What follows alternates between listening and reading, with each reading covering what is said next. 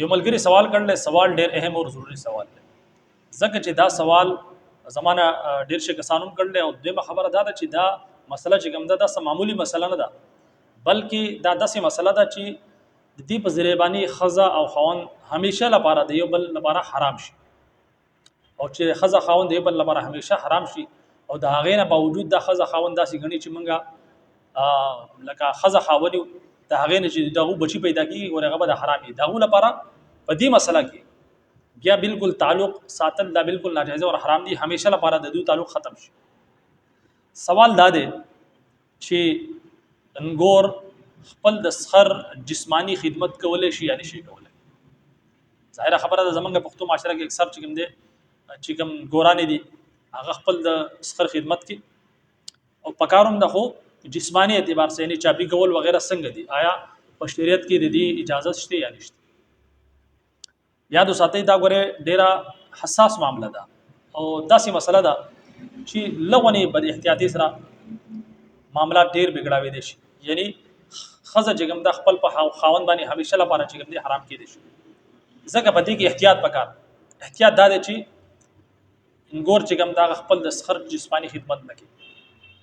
سمجھ کې خبر را وجه دا ده چې لغونی بد احتیاطي وشي. مثال طور پر دا انګور چې کوم د خپل د سخر خدمت کې چاپی کې لیا او پنځ کې کپڑا نشته او دا سخر چې کوم دی ظاهر خبره ده هر انسان سره چې کوم دی شیطان دی سخر چې کوم دی شهوت چې کوم دی هغه ته محسوس شي، خپل د دې چې کوم انګور را داغي د لاسو چې کوم حرارت دغه ته محسوس شي او دغه په ذریعہ باندې هغه ته دغه چې کوم دی شهوت چې کوم دی بړکاو شي. نو په دغه صورت کې کدا زنانه د دې اقرارو کې چې زما د سخر د چې کوم دی شهوت محسوس شوی دی زما د لاسو په ذریعہ باندې، یعنی د دې دباول سره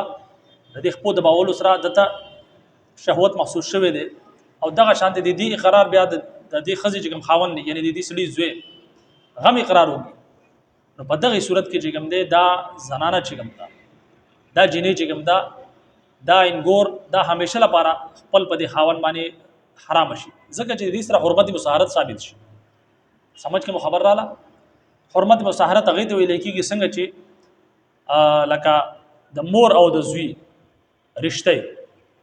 گویا چې دا انګور چې کوم دا پلار چې کوم دی د دنه یو شهوت لکه حاصل کو هغه ته شهوت محسوس شو خپل د انګور په ذریعہ باندې، گویا کې دا چې کوم د دې خاوند چې کوم د مور جوړه شو یو قسم. سمجھ کې خبر رااله؟ دې ته حرمت مصاهرت ویل کېږي. په دې وجه باندې چې کوم دی کې دې سخر ته شهوت محسوس شي او دا زنانم دغه اقرار وکړي یا خاوند دغه اقرار وکړي چې بھائی واقعي سما د پلار ته چې کوم دی شهوت محسوس شوی دی د دې دباول سره د دې چاپی سره. نو په دغه صورت کې بیا د خاوند په کار ده چې فل فور خپل دغه خزل طلاق ورکړي همیشه لپاره پری دي، ځکه چې په دغه صورت کې حرمت مصاهرت ثابت کی. او کله داسې معاملې نشوي نو بیا چې کوم دی حرمت مصاهرت نه ثابت کیږي، یعنی خاوند انکار وکړي چې بھائی زما پلار ته شهوت نه محسوس شوی یا دغه شان دی هغه پلاریم انکار وکړي، یعنی دغه جنې سخر په دغه صورت کې حرمت مصاهرت نه ثابت کیږي. خو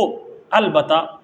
ضروری دا د پکار دا بعض مرتبه داسې چې لکه خپل د کور جنې کې مثال طور پر انګور چې کوم دغه د رور لوري مثال طور پر ویری یا چې کوم دی د خور لوري، نو په دغه صورت کې چې کوم دی اگر چې انسان چې کوم دی هغه جذبات هغه طرف ته نه ځي، خو بهرحال احتیاط پدې کې دی چې ګور چې کوم دا خپل د سخر چې کوم جسمانی خدمت ته هغه دینه کې پدې حواله سره احتیاط وکړي. امید کوم چې دا مسله به تاسو په سمجھ کې راغلي. اجازه راکړئ. السلام علیکم ورحمت الله وبرکاته.